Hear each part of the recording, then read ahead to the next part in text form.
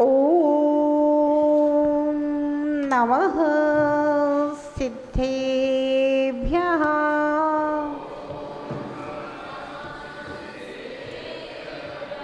ॐ नमः सिद्धेभ्यः।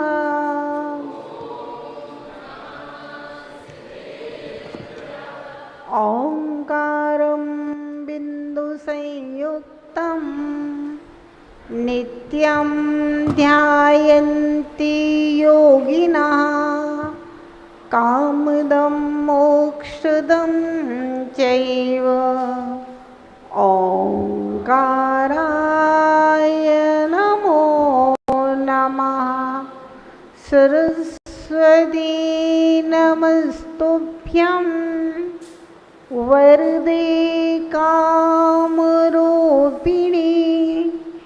विद्यारम्भं करिष्यामि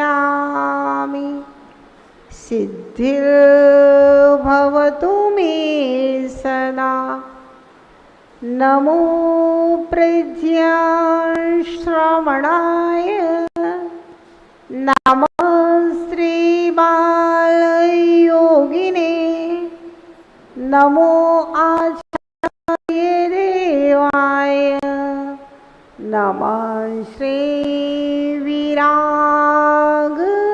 सिन्धवे नमः श्रीविशुद्ध सिन्धवे मोक्षमार्गस्य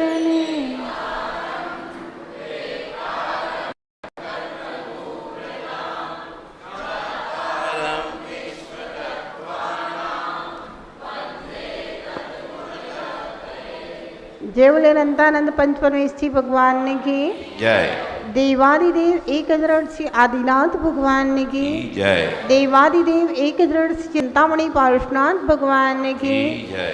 अंतिम तीर्थेश वर्तमान शस्त्र नायक भगवान महावीर स्वामी की जय। परम पूज्य गणाचार्य गुरुदेव श्री 108 विराग सागर जी महाराज की परम पूज्य श्रवणाचार्य गुरुदेव श्री 108 विशुद्ध सागर जी महाराज की अहिंसा परमो धर्म की।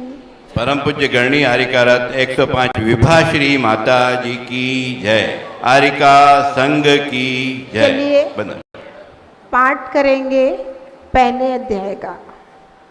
राजेश जी आपके पास कोई दूसरी किताब है? ये वाली नहीं है, ये तो पुरानी। आपके बैग में नहीं है किताब? फिर वो पढ़ने में डिस्टर्ब होता है। सम्यक दर्शन ज्ञान चारित्राणि मोक्ष मार्गः तत्वार्थ श्रद्धानं सम्यक दर्शनं तन्निसर्गादधिगमाद्वा जीवा जीवास्त्र बंध संबर निर्जरा मोक्षास्तत्वं नाम स्थापना द्रव्यभाव तस्तन्यासा प्रमाण नैरधिगमान निर्देश स्वामित्व साधनाधिकरण स्थिति विधानतः सत्संख्या क्षेत्र स्पर्शन कालांतर भावाल्पभूत्वैश्च मतिश्रुतावधि मना पर्याय केवलानि ज्ञानं तत्प्रमाणे आद्य परोक्षं प्रत्यक्ष मन्यत मति स्मृति संज्ञा चिंता विनमोद इत्यनर्थान्तरं तदिन्द्रियानिन्द्रिय निमित्तम् अवग्रहे हावाय धारणा क्षिप्राणि श्रुतानुक्तद्रुमाणां क्षेत्राणाम् अर्थस्य व्यञ्जनस्यावग्रह न चक्षुरनिन्द्रियाभ्यां श्रुतं मतिपूर्वं द्वैनेकद्वादशवेदं भवप्रत्ययो वधिर्देव नारकाणां क्षयोपशम निमित्तः षड्विकल्पः शेषाणां द्विजो विपुलमति मनः पर्यया विशुद्धि प्रतिपादाभ्यां तद्विशेषा विशुद्धि क्षेत्र स्वामी विषयेभ्यो वधि मनः पर्यो मतिश्रुतियोर्निबन्धो द्रव्येषु स्वसर्व पर्यायेषु रूपिस्ववधे तदनंत भागे मना पर्ययस्य सर्वद्रव्य पर्यायेषु केवलस्य एकादीनि भाज्यानि युगपदे कस्मिन्ना चतुर्भ्यः पर्ययश्च सदसतोरविशेषादियद्रक्षोपलब्धेरुन्मत्तवत् नैगम संग्रह व्यवहार रज्जु सूत्र शब्द समविरूढैवं भूतानया इति तत्वार्थाधिगमे मोक्षशास्त्रे प्रथमो अध्याय। नमो नमः।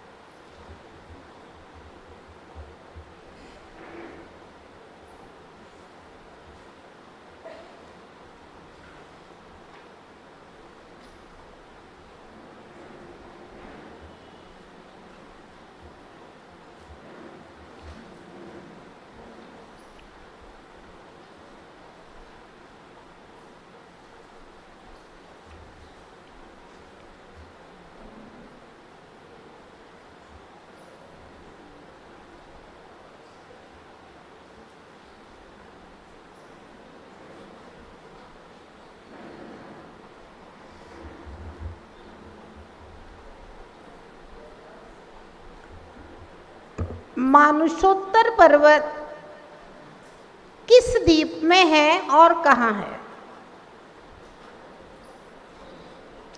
हाँ, पीछे ये सबके बगल में भैया बैठे वो किस में और कहाँ है? बीचों बीच में है ना। 8 लाख हाँ 8 लाख योजन के इस पार और 8 योजन उस पार। मानुषोत्तर पर्वत कैसे आकार का है?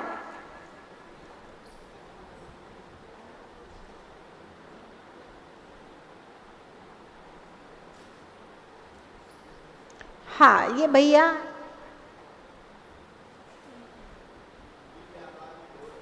हाँ चूड़ी के आकार का है। कैसे आकार का है? चूड़ी के आकार का गोल है मानुषोत्तर पर्वत। ठीक, बहुत अच्छा।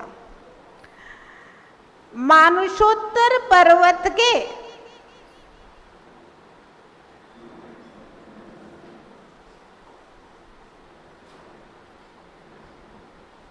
अंदर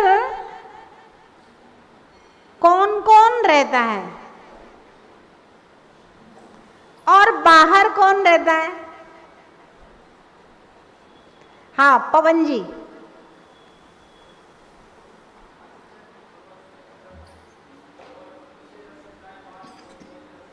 हाँ, मानुषोत्तर पर्वत के अंदर मनुष्य और त्रियंच रहते हैं और बाहर केवल त्रियंच रहते हैं। बात समझ में आ रही है कि नहीं? मानुषोत्तर पर्वत के अंदर मनुष्य और त्रियंच रहते हैं और बाहर केवल त्रियंच रहते हैं। और देवलोक तो जहां जिनके बैल बने हुए हैं वो अपने अपने स्थान पर यथा योग्य रहते ही हैं। मानुषोत्तर पर्वत के ऊपर 4 अकृत्रिम जिनालय होते हैं। कितने होते हैं? 4। पूर्व, पश्चिम, उत्तर, दक्षिण दिशा में एक अकृत्रिम जिनालय मानुषोत्तर पर्वत के ऊपर होता है, जहां पर देव देवियां जाकर के भगवान की आराधना करते हैं। अकृत्रिम जिनालय की एक अपनी बहुत बड़ी विशेषता होती है। जो अकृत्रिम जिनालय होते हैं, पहली बात तो उन सारे जिनालयों में पद्मासन प्रतिमा होती है, खड्गासन नहीं होती। दूसरी बात ये होती है कि एक जिनालय में 108 प्रतिमाएं रहती हैं। 108 प्रतिमा के अलग अलग गर्भालय के एक शिखर होते हैं। एक वेदी के ऊपर 2 प्रतिमा नहीं होती। एक वेदी के ऊपर एक प्रतिमा होती है और वे प्रतिमाएं ऐसी होती हैं जैसे सिर की साइड में काले काले दिखेंगे, बाल जैसे दिखेंगे, नाखून दिखेंगे तो एकदम चमकते हुए दिखेंगे, हीरो जैसे चमकते हुए दिखेंगे, और आंखों में मतलब जैसे जैसे अपने शरीर का रंग होता है ना, वैसे वैसे रंगों के रत्नों से निर्मित प्रतिमाएं होती हैं। और वे प्रतिमाएं ना तो कभी पुरानी होती हैं ना कभी नई होती हैं। अनादिकाल से जैसी हैं अनंत काल तक वैसी ही रहेंगी, उनमें किसी भी प्रकार का परिवर्तन नहीं होता है। ऐसी 500 धनुष ऊंची प्रतिमाएं नंदीश्वर द्वीप के जिनालय में है। 500 धनुष ऊंची पद्मासन प्रतिमा है नंदीश्वर जिनालय, है ना। और जिनालयों में यथा योगी छोटी बड़ी प्रतिमाएं कुछ कुछ रहती हैं, लेकिन छोटी बहुत छोटी तो नहीं रहती, बड़ी रहती हैं। और एक वेदी में एक ही प्रतिमा होती है, होना भी यही चाहिए। एक वेदी में एक प्रतिमा रहती है तो व्यक्ति का दिमाग उसका उसी प्रतिमा के ऊपर रहता है, और इधर उधर छोटी छोटी प्रतिमाएं इधर उधर रख दी ऐसी, कई जगह तो ऐसी अलमारियों में घुसा घुसा के प्रतिमाएं रख देते हैं। हाँ, तो जो भी जिनालय बनवाता है उसका ये कर्तव्य। आजकल क्या है ना, प्रतिमा के लिए लोग पैसे जल्दी दे देते हैं, तो पैसे के लोग में कमेटी लोग खूब खूब प्रतिमा रख देते हैं, लेकिन उनकी व्यवस्था ठीक से नहीं करते हैं, है ना। तो कमेटियों का भी कर्तव्य है कि भाई पैसे के लोभ में प्रतिमाएं न रखें। पैसे के लोभ में प्रतिमाएं न रखें। पहले जो भी जिनालय बनना है तो उसको एकदम व्यवस्थित करके कहाँ कितनी प्रतिमा की कितनी बड़े की आवश्यकता है तो उस हिसाब से भाई प्रतिमा की राशि जो भी है वो अपना व्यवस्थित कर ले। और जो भी प्रतिमा विराजमान करे तो भाई उसका मेंटेनेंस अच्छे से होए। ऐसा नहीं धूल लक्कड़ चढ़ रही, भगवान गिर रहे हैं, ये बहुत अभिनय होता है ना। जिनेंद्र भगवान अगर हम विराजमान कर रहे हैं तो पूरे सम्मान के साथ उनको विराजमान करना चाहिए, तो उससे पूरा पुण्य मिलता है। खजुराहो में एक पार्श्वनाथ भगवान का मंदिर है। वो किसी पाहिल श्रेष्ठी के द्वारा बनवाया गया है। उसकी प्रशस्ति में लिखा है, मेरे बाद जो इस जिनालय की पालना करेगा, पालना करना मतलब रक्षा, देखरेख, व्यवस्था, मेरे बाद जो इस जिनालय की पालना करेगा मैं उसका दासानुदास रहूंगा। मैं उसका दासानुदास रहूंगा। मतलब इतनी भगवान की भक्ति है। भगवान विराजमान कराए, मंदिर बनाया, तो भाई जब तक जिंदा है तब तक तो हम रोज अभिषेक पूजन कर ही रहे हैं, लेकिन मेरे बाद जो करेगा मैं उसका बहुत कृतज्ञ रहूंगा, दासानुदास रहूंगा। ऐसी विनय भावना, भक्ति भावना से जो मूर्ति बना विराजमान की जाती है, मंदिर बनाए जाते हैं, ऐसे मंदिरों में अतिशय हुआ करता है ना। और पूरा पुण्य जो लिखा है ना, एक सरसों के दाने के बराबर प्रतिमा विराजमान करता है, एक जौ के दाने के बराबर मंदिर बनाता है, उसको महान पुण्य होता है। गणधर भी उसके पुण्य को कहने में समर्थ नहीं है। ऐसी भावनाओं से जो करते हैं उनको सातिशय पुण्य का बंध होता है। और एक आदमी ने कहा चलो भैया 11,000 में प्रतिमा विराजमान रही, चले एक कमाई भी एक कमाई, कोई भावना ही नहीं है। और तैसे ही विराजमान करने वाले, तैसे ही कराने वाले सब एक जैसे हैं। तो जिन प्रतिमा का अभिनय नहीं होना चाहिए, इसीलिए घर में मना किया जाता है।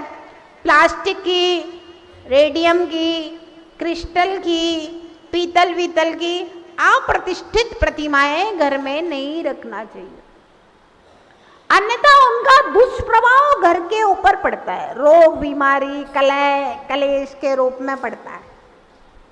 और ना ही प्रतिमाओं को बुलौआ में बांटना चाहिए। आजकल सिस्टम है ना, जैसे कुछ बुलौआ मतलब समझे, बुलावा बिनती, कोई कार्यक्रम है उन्होंने कहा चलो ये मोमेंटो है, इसमें प्रतिमा मोमेंटो में है वो बांट रहे हैं। ये नहीं बांटना चाहिए। आप तस्वीर बांटिए। तस्वीर पूजनीय नहीं है, सम्माननीय है, तस्वीर पूजनीय नहीं है, लेकिन प्रतिमा जो बनी हुई है वो किसी भी चीज की हो वो पूजनीय है। और प्रतिमा अगर आपने प्लास्टिक की, क्रिस्टल की, कांच की, पीतल की ऐसी बना दी और इधर घर घर में रख दी, बांट दी, आपने बिनती में बांट दी प्रतिमा, तो फिर वो प्रतिमा का अभिनय होगा। बांटने वाले को भी दोष लगेगा, घर वालों को भी दोष लगेगा। तो प्रतिमा नहीं बांटना चाहिए, आप तस्वीर बांटिए। तस्वीर बांटने में कोई दिक्कत नहीं। तस्वीर कोई व्यक्ति लगाएगा, तस्वीर केवल सम्माननीय है, पूजा के योग्य नहीं है ना। इस बात का ध्यान रखें। तो अकृत्रिम जिनालय में जो प्रतिमाएं होती हैं उनका बहुत मतलब सम्मान होता है। तो मानुषोत्तर पर्वत के ऊपर क्या है भैया, तो 4 अकृत्रिम जिनालय हैं और बहुत सारे देवों के भवन वगैरह अच्छे बढ़िया बने हुए हैं।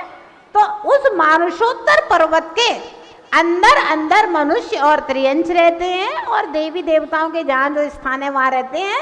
और उसके बाहर स्वयंभू रमण समुद्र तक असंख्यात द्वीपों में त्रियंश जीव रहते हैं। समझ में आया कि नहीं आया? आ गया ना। अब अपन आगे चलते हैं। पेज नंबर 168 और 59 निकाल लेंगे। सिद्धशिला का वर्णन हम लोगों ने कल पढ़ लिया था। आज मानुषोत्तर पर्वत का वर्णन पढ़ना था। मनुष्य लोक की सीमा पर स्थित होने से इसका नाम मानुषोत्तर पर्वत है। मानुषोत्तर पर्वत 1721 योजन ऊंचा, 430 योजन भूमि के अंदर है और मूल में 1022 योजन, मध्य में 723 योजन और ऊपर 424 योजन विस्तार वाला है।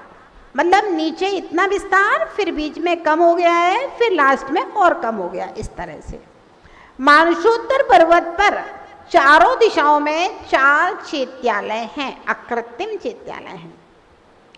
अब मानुषोत्तर पर्वत के बाहर मनुष्य किस अवस्था में पाए जाते हैं, तो इसका भी एक गणित है।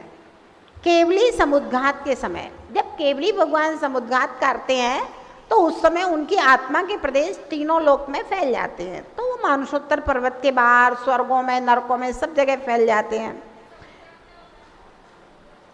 समुद्घात का मतलब होता है अपने मूल शरीर को छोड़े बिना आत्मा के प्रदेशों को बाहर निकलना और फिर सिकुड़ जाना। एक समय में के लिए बाहर निकलते हैं, दूसरे समय में अंदर आ जाते हैं। अपने को कोई अपने बुद्धिगम में नहीं है, क्योंकि अभी जब हम यहाँ हैं तो विदेश क्षेत्र के मुनिराज तो समुद्घात कर ही रहे हैं, तो हमें तो पता चलता नहीं है कब उनके आत्मा के प्रदेश निकले, कब अंदर चले गए, है ना। तो ये केवली भगवान के गम में बातें हैं, हमारे ज्ञान गम में नहीं है। मानुषोत्तर पर्वत के बाहर के जीव मनुष्य लोक में उत्पन्न होने से पूर्व मरणांतिक समुद्घात के समय ऐसा आगम का विधान है, जब कोई मरण करता है तो मरने के अंतर्मुहूर्त पहले जहां जन्म लेना है वहां तक आत्मा के प्रदेश स्पर्श करके और वापस शरीर में आ जाते हैं। अब मान लीजिए कोई मानुषोत्तर पर्वत के बाहर का कोई जीव है, अब उसको अंदर जन्म लेना है मनुष्य लोक में, तो उसके आत्मा के प्रदेश मनुष्य लोक तक आए और फिर वापस चले गए। इस तरह से जो मनुष्य गति में उत्पन्न होने वाला है, नहीं सॉरी गलत हो गया। जैसे मान लीजिए कोई व्यक्ति अड़ाई द्वीप के अंदर है, अब उसको बाहर उत्पन्न होना है, तो वो मनुष्य है, तो उसके आत्मा के प्रदेश बाहर स्पर्श करके वापस आ रहे हैं। ये मरणांतिक समुद्घात में मनुष्य के आत्मा के प्रदेश बाहर गए और आए। जो मनुष्य गति में उत्पन्न होने वाला है उसका मनुष्य लोक में उत्पन्न होने के पूर्व इस क्षेत्र में अस्तित्व देखा जाता है। जो मनुष्य लोक में मनुष्य बनने वाला है तो वहां से मर के आने में भी तो एक समय लगेगा ना, 2 समय लगेंगे, तो उतने में वहीं से उसकी मनुष्य गति का उदय प्रारंभ हो जाता है, मनुष्य आयु का उदय प्रारंभ हो जाता है। तो इस तरह से ये बहुत सूक्ष्म बातें हैं, केवली भगवान के ज्ञानगम में नहीं है, ज्ञानगम में है, अपने ज्ञानगम में नहीं है।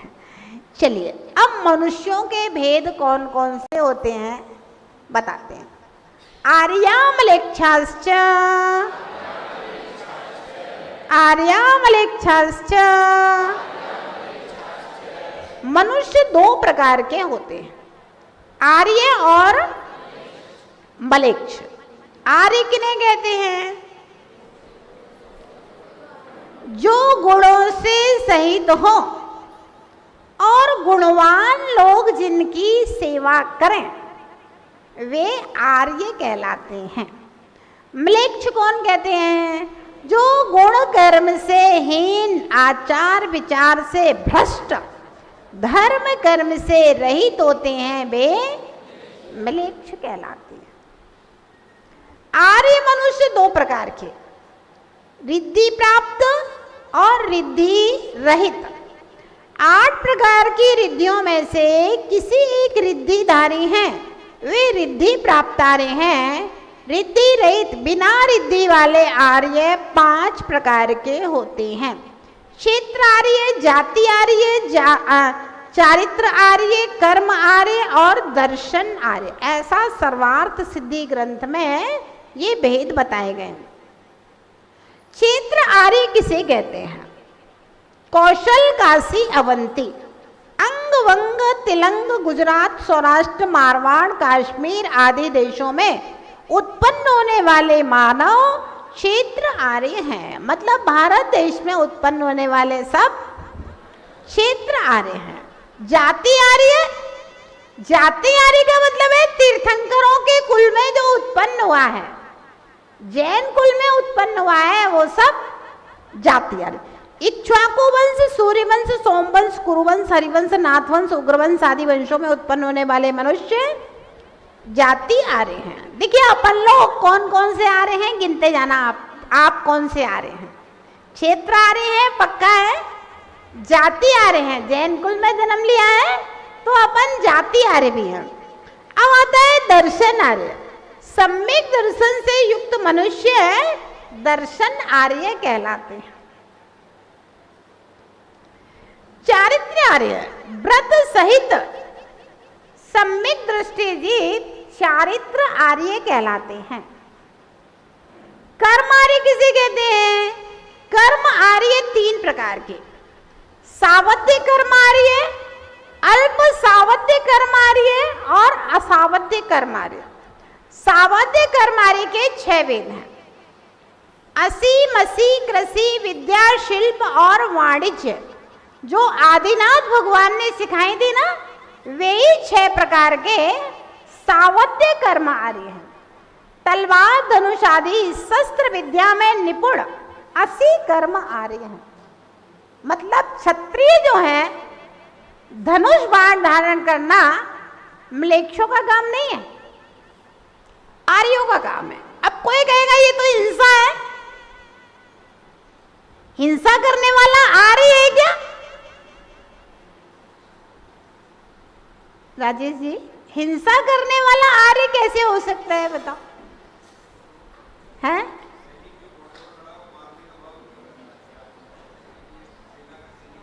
हाँ,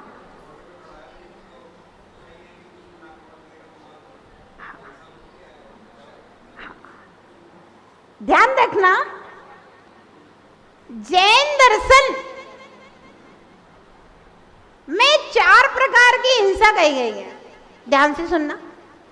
आरंभी हिंसा, घर में झाड़ू, पोछा, कपड़ा, बर्तन में जो हिंसा होती है वो सब। व्यापारी हिंसा, धंधा पानी करने में जो हिंसा हो रही है वो सब व्यापारी हिंसा है।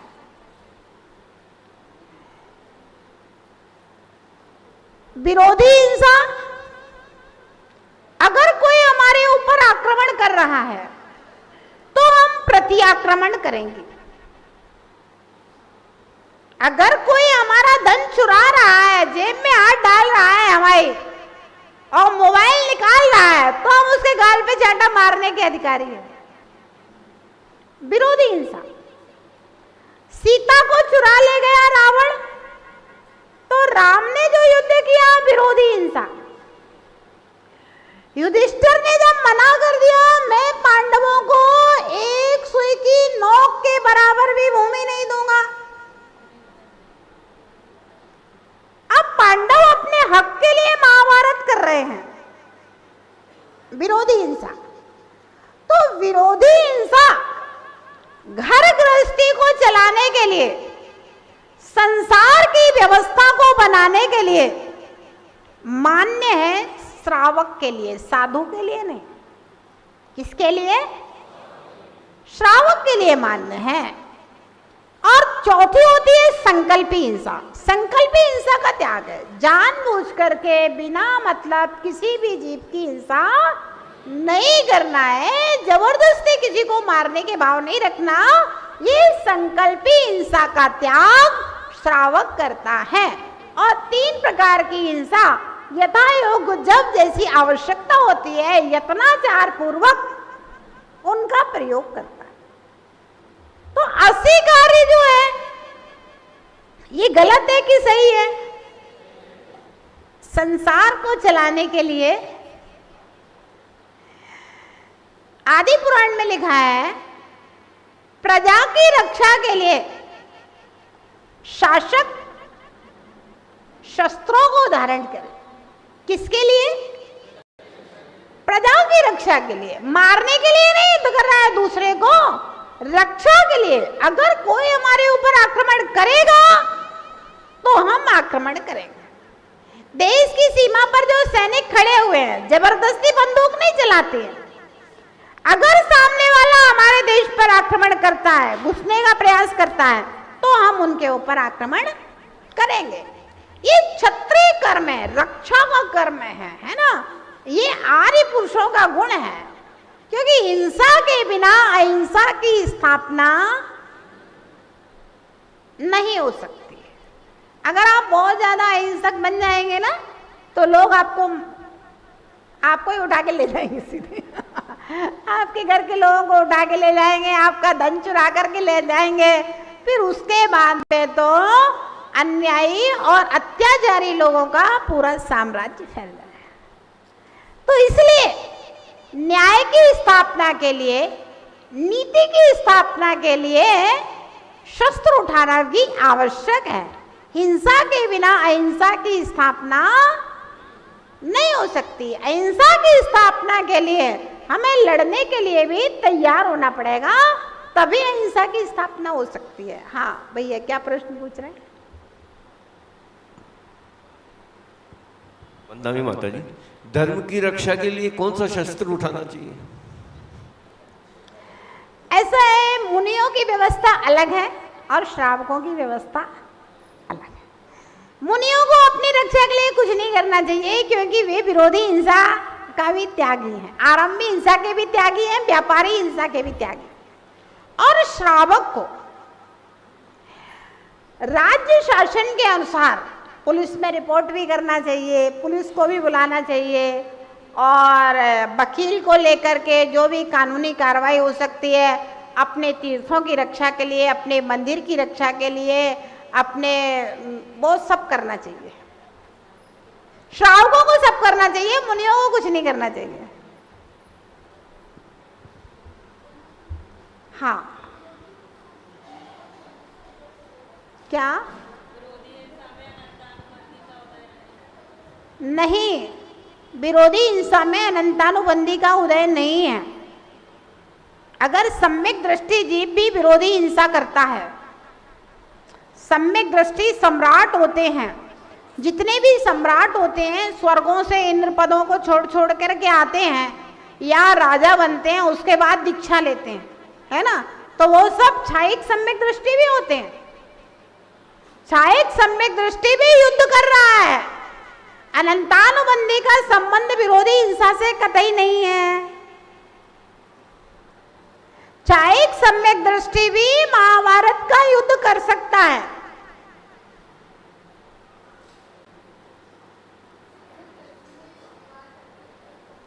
महाभारत करने वाले अर्जुन, युधिष्ठिर और भीम छायिक सम्यक दृष्टि थे, उसी जन्म से मोक्ष प्राप्त किया है।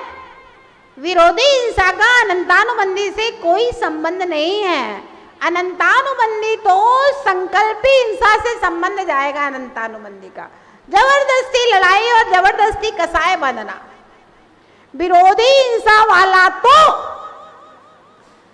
राम ने, रावण की मृत्यु हो गई, मालूम राम ने क्या कहा उस समय विभीषण से? राम कहते हैं विभीषण से, रावण लंका का सम्राट था और रावण का अंतिम संस्कार जैसा लंका के सम्राट का सम्मान होना चाहिए, उसी सम्मान पूर्वक विभीषण रावण का अंतिम संस्कार करवाओ। अनंतानुबंधी वाला ऐसे थोड़ी ना बोलता है। अनंतानुबंधी वाले की भाषा तो दुर्योधन की भाषा होती है। एक दिन हमने आपको प्रवचन में किसी दिन सुनाया था, दुर्योधन का और अभिमन्यु के बारे में सुनाया था। याद है आपको कब सुनाया था? यहाँ नहीं सुनाया, तलवंडी में सुनाया था। सुनिए, सुना दे समय, सुन लो। अभिमन्यु अपने जीवन के अंतिम क्षणों को गिन रहा था।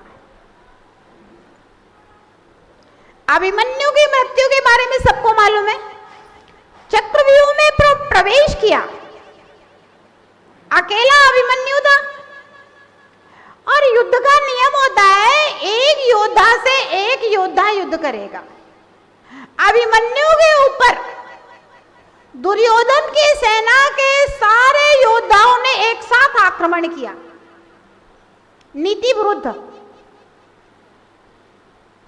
फिर क्या हुआ, अभिमन्यु के तर्कस में जब बाण खत्म हो गए, तो युद्ध का नियम होता है अगर शत्रु के तर्कस में बाण खत्म हो जाए तो बाण आने का इंतजार किया जाए, उसके बाद फिर युद्ध प्रारंभ किया जाए। लेकिन दुर्योधन की सेना के वीर सब एक साथ तर्कस में बाण खत्म होने के बाद भी अभिमन्यु के ऊपर आक्रमण करते रहे।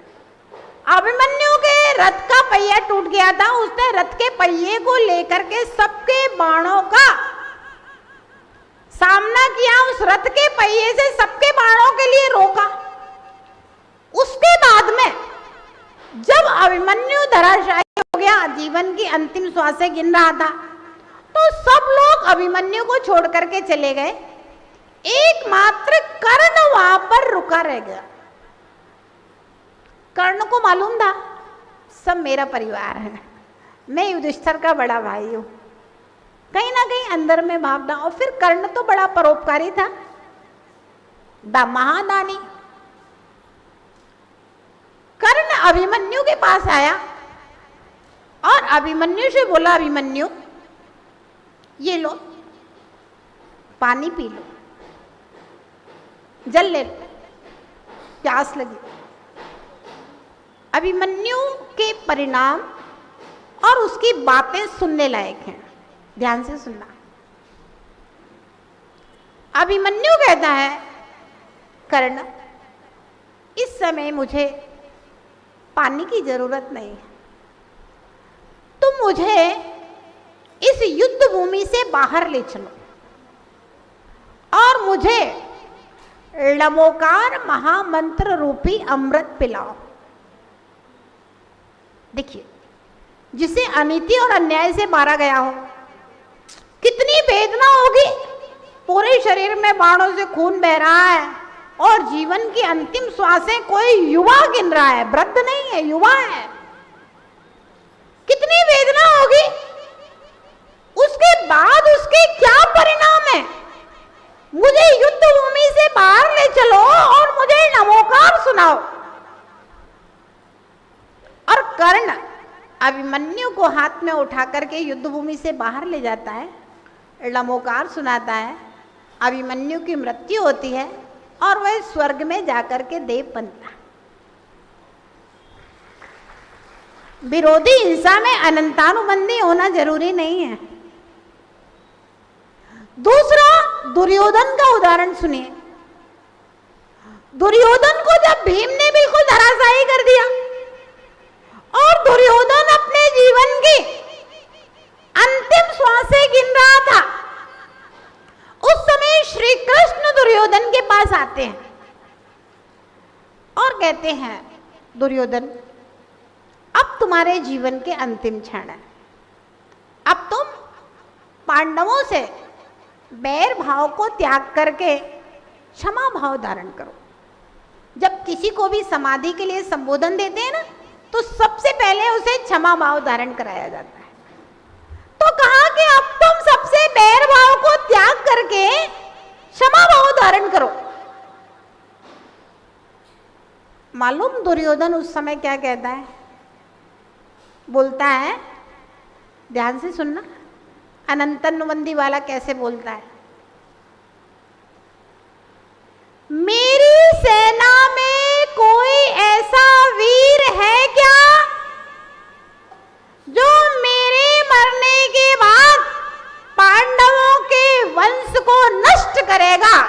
वो मेरे पास आए, मैं अपने खून से उसका राज तिलक करना चाहता हूं। अनंतानुबंधी वाला मरने के बाद में भी बैर को नहीं छोड़ना चाहता है, और जिसके अनंतानुबंधी नहीं है वो न्याय के लिए लड़ रहा है, उसके अंदर बैर भावना है ही नहीं, वो नीति के लिए लड़ रहा है।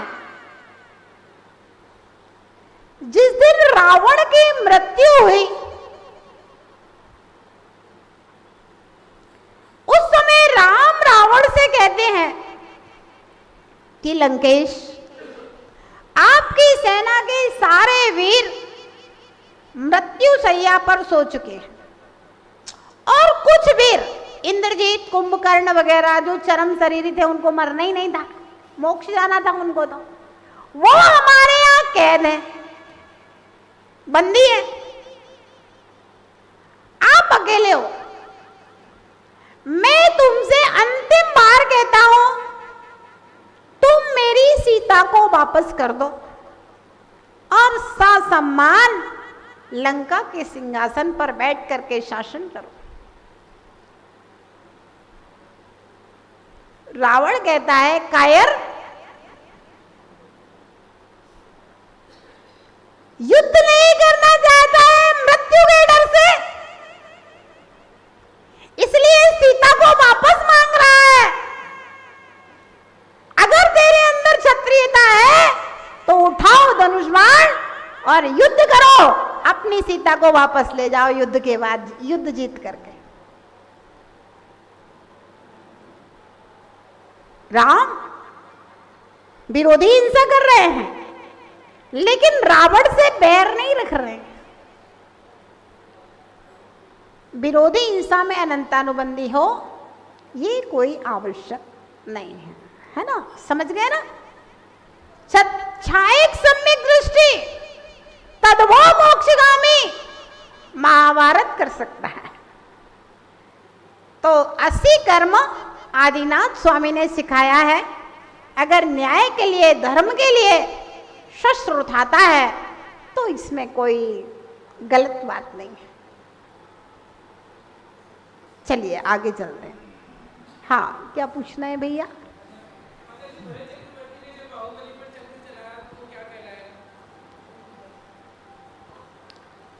भरत चक्रवर्ती के लिए चक्र रत्न प्रकट हुआ था,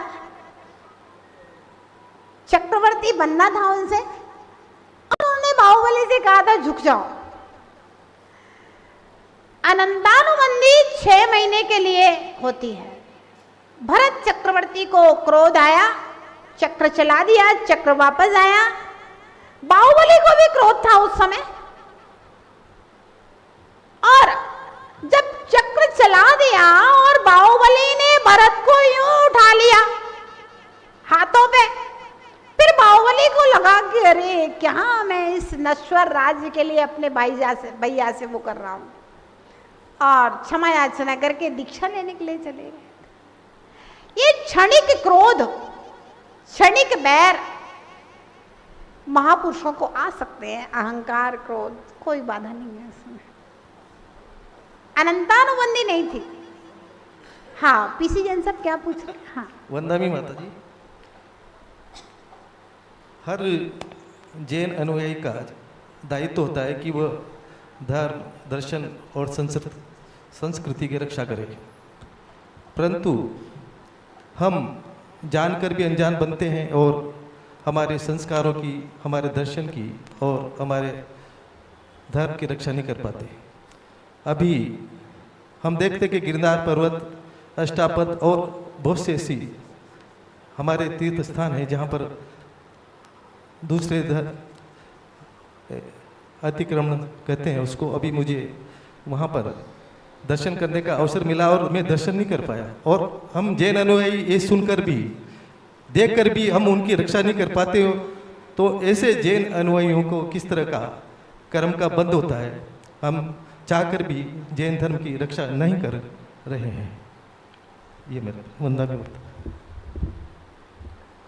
ऐसा है, कर्म का बंध तो अपने अपने परिणामों के अनुसार होता है ना? और बाकी तीर्थों की रक्षा करना हमारा कर्तव्य है। आज के समय की सबसे बड़ी समस्या क्या है? अब गिरनार की समस्या तो ये है, शिखर जी की समस्या भी वही है कि हम लोग ये समझते थे भाई हमारा पहाड़ है, हमारे भगवान यहाँ से मोक्ष गए हैं और हमें सरकार से लिखा पढ़ी कराने की कोई ज़रूरत ही नहीं है। ये हमारे जैनियों की अज्ञानता कहिए, लापरवाही कहिए हमारे बुजुर्गों की। हम समझते हमारा ये कौन ले जाएगा, हमारा ही है। इसलिए हमने सरकार से कभी लिखा पढ़ी कराने की, कागजाती कार्रवाई कराने के पे ध्यान नहीं दिया। अज्ञानता है, लापरवाही है। और अब बातें हाथ से निकल चुकी हैं, दूसरे लोग कब्जा कर चुके हैं। अब हम लोग सरकार में भी वो करते हैं ना, रिपोर्ट करते हैं और वो सब करते हैं, तो वो सारे के सारे उस समय वो कौन सा वो है, सूरिन, क्या नाम है उसका, क्या नाम, शिबू सोरेन, हाँ, महेश गिरी। तो उस समय जब गिरनार की बात चली थी तो उसका सारे चैनलों के ऊपर 1 घंटे का पूरा बहुत बड़ा स्पीच आया था कि भाई आप जैनियों का है क्या, आप तो हर चीज के ऊपर अपना अधिकार जमाते हो। बद्रीनाथ के ऊपर तो आप कहते हो हमारे भगवान हैं, तिरुपति बालाजी को आप कहते हो हमारे भगवान है ना। तो सारी लिखा पढ़ी जो पहाड़ों की है उन लोगों ने चालाकी से सरकार से करा ली है, और अब हम लोग बस बोलते रहिए हमारा है हमारा है, बाकी लिखा पढ़ी कागजी कार्रवाई सारी दूसरों के हाथ में। हम क्या करें? पूरा शिखर जी का पहाड़ श्वेतांबरों के नाम रजिस्ट्री है, हमें तो खाली पूजा पाठ करने का अधिकार मिला है। सही देखा जाए तो सच्चाई यही है? कोई केस नहीं चल रहा, आपको पता ही नहीं है। आज से 200 साल पहले पालगंज का जो राजा था ना, उसने दिगंबरों से कहा था 50,000 रुपये में पूरा पहाड़ ले लो। हम लोगों ने लिया नहीं, उनने वो अपने से 50,000 मांग रहा था, उनने 2 लाख रुपए दे के ले लिया, पूरा उनके नाम रजिस्ट्री है। आपको तो खाली पूजा पाठ का अधिकार मिला है, कुछ नहीं है आपका। तो हमने पहले हमारे बुजुर्गों ने उन सब चीजों पे ध्यान नहीं रखा। हमने कहा भाई हम तो हमारा ही है, किसी को ही क्या हमारा बिगाड़ लेगा, उतना नहीं किया। और अब अपने हाथ में वो चीजें हैं नहीं है। अब आप करते रहिए, केस चलते रहते हैं, खाली पूजा पाठ का अधिकार है। आप केस भी लड़ोगे तो आपको पूजा ही पाठ का अधिकार मिलेगा, इसके अलावा और आगे कुछ भी नहीं मिलेगा। और अब भाई जो बचा हुआ है उसको संभालें।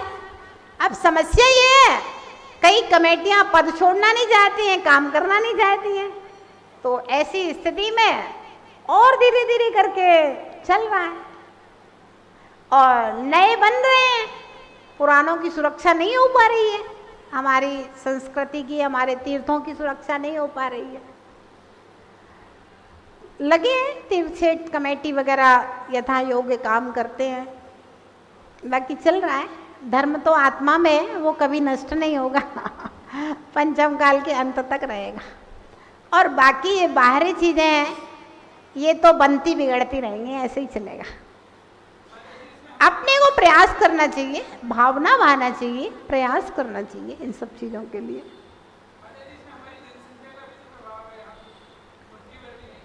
जनसंख्या का भी प्रभाव है, जनसंख्या तो घट ही रही है। हमारे जैन लोग है ना, जो 4 बच्चों का पालन कर सकते हैं, इतनी कमाइयां हैं कि हर जैन 4 बच्चे पाल सकता है, तो वो 2 बच्चे पैदा करने में भी आलस्य करते हैं, एक ही या एक भी नहीं। पढ़ा लो, पढ़ा के क्या करोगे? भेज दो विदेश। एक बच्चा पैदा किया, उसको भी अमेरिका में भेज दिया, लंदन में भेज दिया, यूएसए में भेज दिया, क्या होगा? दुबई में भेज दिया, क्या होगा? हमारा एक जैन परिवार खत्म हो गया। आपने अपने एक बच्चे को विदेश भेज दिया, आपने अपना एक जैन परिवार खत्म कर दिया। आपके बच्चे को थोड़ा सा रहेगा कि भाई मैं जैन हूं, लेकिन बच्चे के बच्चे को वो भी नहीं रहेगा, और वहीं की लड़की से शादी हो जाएगी, तो बस खत्म, खेल सारा हो गया। पर माता जी ऐसा भी है कि जो जैन परिवार बाहर रहते हैं, विदेश में रहते हैं, उनके मन में धर्म के प्रति ज्यादा प्रभाव ना है, बल्कि ना, ऐसा कुछ नहीं लगता है। सबका नहीं, पर सब जगह मंदिर बन गए। सर्वथा आप ऐसा नहीं कह सकते, ऐसा कुछ नहीं है। जितने भी जैन परिवार बाहर रहते हैं ना, वे सब साप्ताहिक वाले हैं, डेली मंदिर वाला कोई नहीं है। मैंने सबको पता किया है, सब जान लिया है। महावीर जयंती और पर्यूषण में थोड़ा सा वे कर लेते हैं, सब साप्ताहिक मंदिर दर्शन वाले हैं। बाकी उनसे कह दो चौका लगा के मुनि को आहार करा दो, मुनि बन जाओ, कोई नहीं है।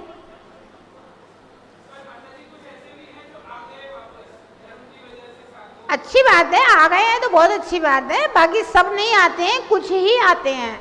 जो रह गए वो तो हमारा एक परिवार नष्ट हो ही गया ना। माता जी मैं पूछना चाह रहा था, विदेश तो बच्चों को भेजना ही नहीं चाहिए। इंडिया में कमी है क्या? किस चीज की कमी है इंडिया में? हाँ बोलिए। माता जी रामचंद्र जी मर्यादा पुरुष कहलाते हैं, पर उन्होंने जो रावण का वध किया तो वो तो अनीति से ही किया, क्योंकि कभी भी वार जो है नाभि के नीचे नहीं किया जा सकता है। नहीं, राम ने रावण का वध नहीं किया है, हमारे पद्म पुराण के अनुसार लक्ष्मण ने किया है। और लक्ष्मण ने रावण ने लक्ष्मण के ऊपर चक्र चलाया था, वो प्रतिनारायण था। और ऐसा नियोग होता है जब प्रतिनारायण नारायण के ऊपर चक्र चलाता है तो वह चक्र उसकी परिक्रमा लगा करके नारायण के उसके हाथ में आ जाता है। फिर लक्ष्मण ने वही चक्र रावण के ऊपर चलाया जिससे उसकी गर्दन कटी है। ये पद्म पुराण कहता है। हाँ, पद्म पुराण कहता है। चलिए आगे चलते।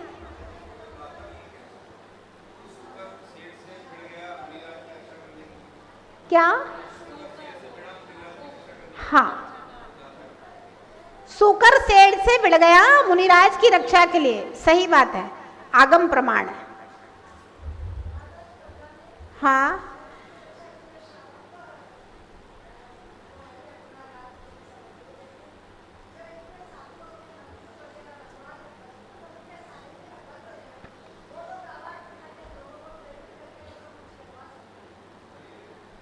ऐसा है, साधु कर ही रहे हैं, साधु कर ही रहे हैं। साधु तीर्थों की रक्षा के लिए श्रावकों को प्रेरित करते ही हैं। गिरनार के लिए खूब प्रेरित किया। निर्मल सागर जी महाराज तो वहीं रह गए गिरनार के लिए, है ना। संवेद शिखर के लिए भी अभी साधु लोग लगे हुए हैं, लेकिन जो कागजों की लिखा पढ़ी पहले हो चुकी है उसका परिवर्तन तो साधु भी नहीं करा सकता ना। जो सरकार की जो व्यवस्था है उसको हम थोड़ी ना बदल सकते हैं।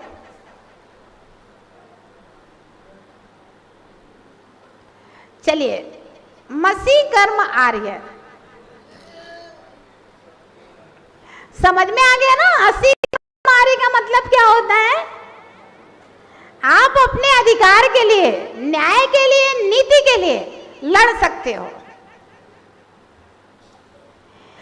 मसी कर्म आर्य द्रव्य के आय व्यय के हिसाब आदि लेखन में कुशल मानव मसी कर्म आर्य है। ना, लिखा पढ़ी का भी जो भी काम है ना, पढ़ाने लिखाने का काम, टीचिंग का काम, ये भी आर्यों का काम है। पढ़ाने लिखाने का काम, टीचिंग का काम मसी कर्म आर्य। लिखा पढ़ी का पूरा काम, सीए का काम, सब मसी कर्म आर्य है। कृषि कर्म आर्य खेती बाड़ी करना कोई बुरी बात नहीं है। अनाज को उगाना, फल सब्जियों को उगाना कोई बुरा नहीं है, अच्छा काम है। कृषि कर्म आर्य।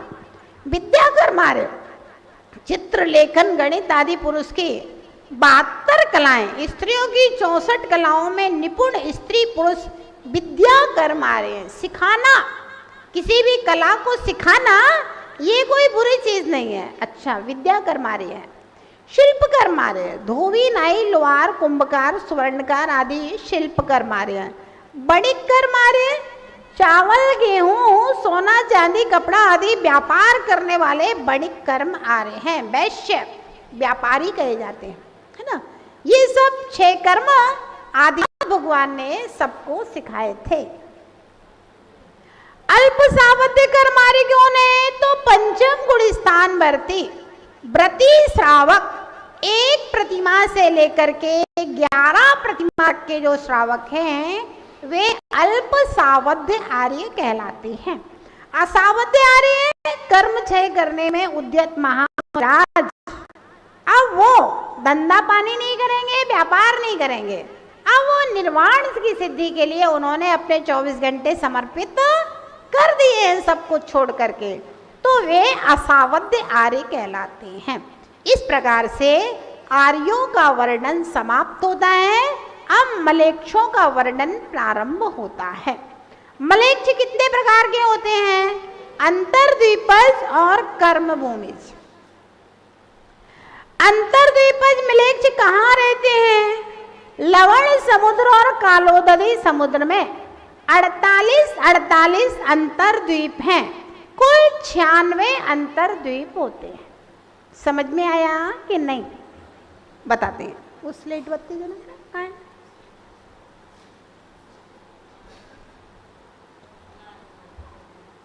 पेन है ना? अरे वो मिट जाएगा। देखिए, मान लीजिए कि ये जम्बू द्वीप है, दिख रहा है आपको? नहीं दिख रहा ना, छोटा। ठीक, कोई बात नहीं, अभी दूसरा पेन लेके आ। तब तक आगे पढ़ते हैं। लवण समुद्र के भीतर 8 दिशाओं में 8 अंतर्द्वीप हैं और उनके अंतराल में 8 अंतर्द्वीप हैं। कितने हो गए? 8 और 8 16। हिमालय और शिखरिन पर्वतों के अंत में और दोनों विद्यार्थ पर्वतों के अंत में 8 अंतर्द्वीप हैं। इस तरह से 24 अंतर्द्वीप लवण समुद्र के भीतरी भाग में और इसी प्रकार इसके बाएं भाग में होने से लवण समुद्र में 48 अंतर्द्वीप हैं। इसी प्रकार कालोदरी समुद्र के अंतरंग भाग में 24, बाएं भाग में 24, इस तरह कुल 48 अंतर्द्वीप हैं। दोनों समुद्रों में कुल 96 अंतर्द्वीप हैं। ऐसा सर्वार्थ सिद्धि ग्रंथ में लिखा गया है। अंतर्द्वीपों का विस्तार। लवण समुद्र कालोदरी समुद्रों की दिशाओं में स्थित द्वीप 100 योजन विस्तार वाले, विदिशाओं में स्थित 50 योजन विस्तार वाले, शेष पर्वतों के पार्श्व भाग में 25 योजन विस्तार वाले अंतर्द्वीप हैं। ऐसा तत्वार्थ राजवार्तिक ग्रंथ में आचार्य अकलंक स्वामी के द्वारा लिखा गया है। अब देखिए अंतर्द्वीप कैसे होते हैं, एक बार आप चित्र में देख लें।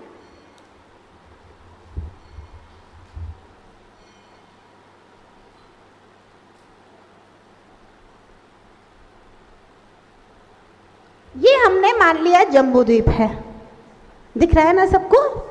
अब जम्बू द्वीप के चारों तरफ ये बना दीजिए, लवण समुद्र बन गया।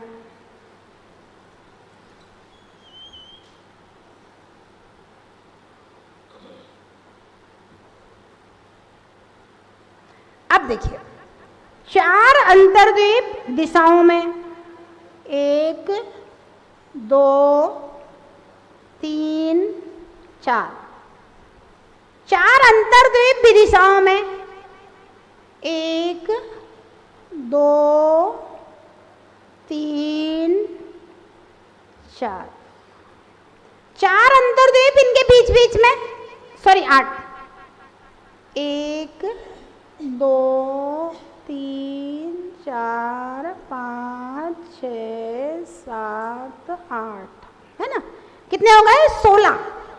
अब 2 विजयार्ध पर्वत के इधर इधर अंतर्द्वीप और 2 हिमवन पर्वत के इधर अंतर्द्वीप, 2 इधर विजयार्ध पर्वत के पास और 2 हिमवन पर्वत के पास, ये 24 अंतर्द्वीप हो गए। कितने हो गए? 24।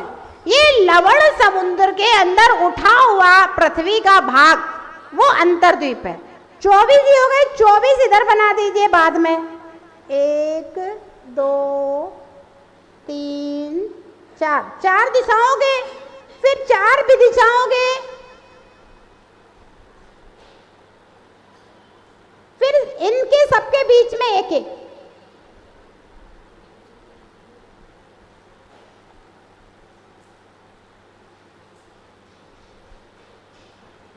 अब इनके इधर 1 2 3 4 एक्स्ट्रा, इस तरह ये 24 बाएं भाग में हो गए और 24 अभ्यंतर भाग में हो गए। लवण समुद्र में भी ऐसे ही है और कालोदरी समुद्र में भी ऐसे ही है। तो 48 अंतर्द्वीप लवण समुद्र के और 48 अंतर्द्वीप कालोदरी समुद्र के। इस प्रकार से 96 अंतर्द्वीप होते हैं जहां पर कुभोग भूमि के मनुष्य रहते हैं। कौन रहता है? मनुष्य। अब वे कैसे होते हैं आगे बताते हैं। अंतर्द्वीप के मनुष्यों का संस्थान आकार, पूर्व दिशा में 1 टांग वाले मनुष्य होते हैं। माने जितने आदमी होंगे सब एक टांग वाले होंगे पूर्व दिशा के अंतर्द्वीप में।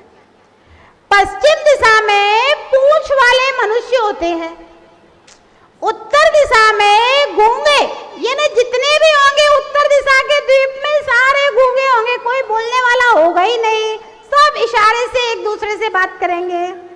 दक्षिण दिशा में सींग वाले मनुष्य होते हैं, जितने मनुष्य हैं उन सबके भैंस की तरह गाय की तरह सींग उगे होंगे।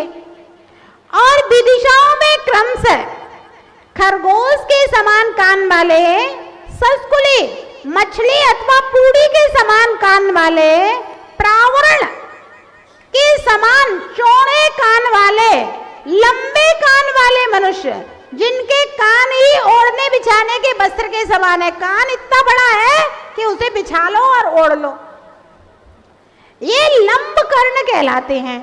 आठों अंतरालों के द्वीपों में अश्व, घोड़े के समान मुख वाले, शेर, कुत्ता, भैंसा, सुअर, व्याघ्र, उल्लू, बंदर के मुख जैसे मुख वाले मनुष्य होते हैं। शिखरिन पर्वत के दोनों पार्श्वों में मेघ बिजली के समान मुख वाले, हिमवन पर्वत के दोनों अंतरालों में मत्स्य के समान मुख वाले और काल के समान मुख वाले, उत्तर विजयार्ध के दोनों अंतरालों में हाथी के समान मुख वाले और दर्पण के समान मुख वाले, दक्षिण विजयार्ध के अंतरालों में गाय के समान मुख वाले और मैंस यानी कि भेड़िया के समान मुख वाले मनुष्य होते हैं। ऐसा तत्वार्थ राजवार्तिक ग्रंथ में कहा गया है। मनुष्यों का भोजन क्या होता है? एक पैर वाले मानव पर्वत की गुफाओं में रहते हैं, सुस्वादु अच्छी मिट्टी का आहार करते हैं। शेष अंतर्द्वीपज मानव वृक्षों के नीचे ऊपर रहते हैं, फल फूल का आहार करते हैं। ये भी भोग भूमि है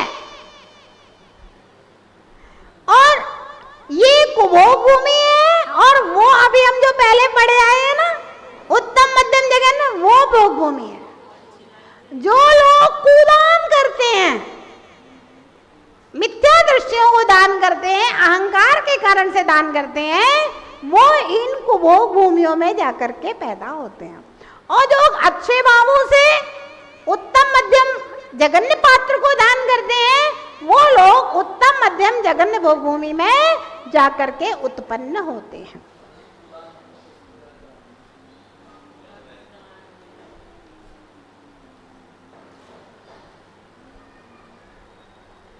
पिंडदान, गोदान, कन्यादान को दान मान रहे हैं, कुलिंगियों को दान कर रहे हैं, सब कुदान है।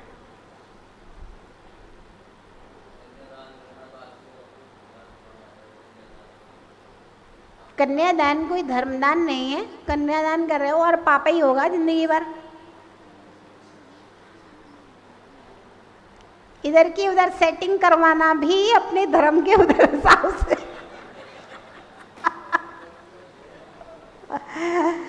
दोष है, बाकी ठीक है। घर परिवार में लौकिक कामों को चलाने के लिए सब करना पड़ता है, बाकी दोष तो लगता ही है। आगम तो दोष ही कहेगा। अब अंतर्द्वीपज में जीव किन कारणों से उत्पन्न होता है? मिथ्यात्व रूपी अंधकार से आच्छन्न, मिथ्या देवों की पूजा में तत्पर रहना। ये जो कुदेवों की पूजा कर रहे हैं, है ना, ये सब अंतर्द्वीपों में जाकर पैदा होते हैं। शुद्ध ओदन, जल ओदन, कांजी के आहार खाने के कष्ट को संक्लिष्ट रहना, ये सब वहां जाएंगे जो कुतप करने वाले सब। विषम पंचाग्नि तप और कायक्लेश करना, ये कुभोग भूमि में जाएंगे। सम्यक्त रूपी रत्न से रहित अज्ञान रूपी जल में डूबे रहना, सम्यक दर्शन प्राप्त नहीं करना, कुभोग भूमि का कारण। मंद कसाई होना, प्रिय बोलना, धर्म फल में खोजी होना। कुछ लोग होते हैं ना, धर्म में फल खोजते रहते हैं। किसी ने बता दिया वहां जाने से ऐसा हो जाएगा तो वहां कर आया, किसी ने कहा पीपल के 108 परिक्रमा लगाओ तुम्हारी दुकान चलने लगेगी, तो वो पीपल के पेड़ के 108 परिक्रमा लगा ले। मतलब वो कुछ भी करने के लिए तैयार है, तो वो कुभोग भूमि का कारण। अभिमानी होकर तपस्वी और सम्यक्ति साधुओं का अपमान और निंदा करना, धर्म तो करता है लेकिन साधुओं की निंदा करता है तो वो कुबोभूमि में चला जाएगा धर्म करने वाला। महान होने पर भी रसादी कर्मों से मोहित होना बहुत अच्छे हैं, लेकिन घमंड आसमान को छू रहा है वो कुबोभूमि का कारण बन जाएगा। स्थूल और सूक्ष्म दोषों की आलोचना गुरु के समीप नहीं करना, गुरु से बातों को छिपाना, गुरु से झूठ बोलना कुबोभूमि का कारण है। गुरु के साथ स्वाध्याय वंदना कर्म नहीं करना, यानी कि सब साधर्मियों के साथ बैठना पसंद नहीं है, वो अकेला एक कोने में जाकर के बैठेगा, गुरु के साथ नहीं बैठेगा, संघ के साथ बैठना पसंद नहीं करेगा, तो वो कुबोभूमि का कारण है। आहार आसक्ति तथा लोभ कसाय से मोहित होना, आहार में आसक्ति, लोभ, सब चीज का होना, जिनलिंगी होकर स्वर्ण आदि को हर्ष से ग्रहण करना। मुनि तो बन गए लेकिन सोना चांदी ग्रहण करने में, धन संपत्ति जोड़ने में लगे हुए हैं। घोर पाप करना ये कुबोभूमि का कारण है। अरहंत और साधुओं की भक्ति नहीं करना, अनंतानुबंधी के उदय से सम्यक्त को नष्ट कर देना, इन सब कार्य करने वाले अंतर्द्वीपों में उत्पन्न होते हैं, ऐसा तिलोय परिणति ग्रंथ में लिखा है। जो ज्योतिषी और मंत्रादि विद्याओं के द्वारा आजीविका करते हैं, दुर्भावना, अपवित्रता, सूतक आदि से और पुष्पवती स्त्री के साथ युक्त तथा जाति शंकर आदि दोषों से सहित होते हुए दान करते हैं, जो कुपात्रों को दान देते हैं, मौन त्याग कर आहार करते हैं, वे सब जीव मरकर कुमानुष्यों में उत्पन्न होते हैं, ऐसा त्रिलोक सार ग्रंथ में लिखा हुआ है। कर्म भूमिज मलेच्छ कौन है? 5 मलेच्छ खंडों में उत्पन्न हुए मनुष्य कर्म भूमिज मलेच्छ हैं, जिनमें धर्म कर्म बहिर्भूत, नीच कुल से समन्वित, विषयासक्त, दुर्गति में जाने वाले मलेच्छ जीव रहते हैं। जिन जातियों में मध्य मास आदि कार्यों से घृणा नहीं है, वे जातियां मलेच्छ हैं। इस प्रकार से समय आपका हो गया। यद्यपि कल परीक्षा होनी थी, लेकिन अब कल परीक्षा ना करे, परसों मोक्ष सप्तमी है, उसके बाद 1 तारीख को, जिससे आपको 2 दिन का समय भी मिल जाएगा, तो कल ये 2-3 सूत्र रह गए, इनको पढ़ा देंगे और पूरे 3रे अध्याय का रिवीजन करवा देंगे। क्या क्या परीक्षा में आना है उन सब चीज़ों का रिवीजन करवा देंगे। फिर 1 तारीख को परीक्षा होगी। जय बोलिए महावीर भगवान।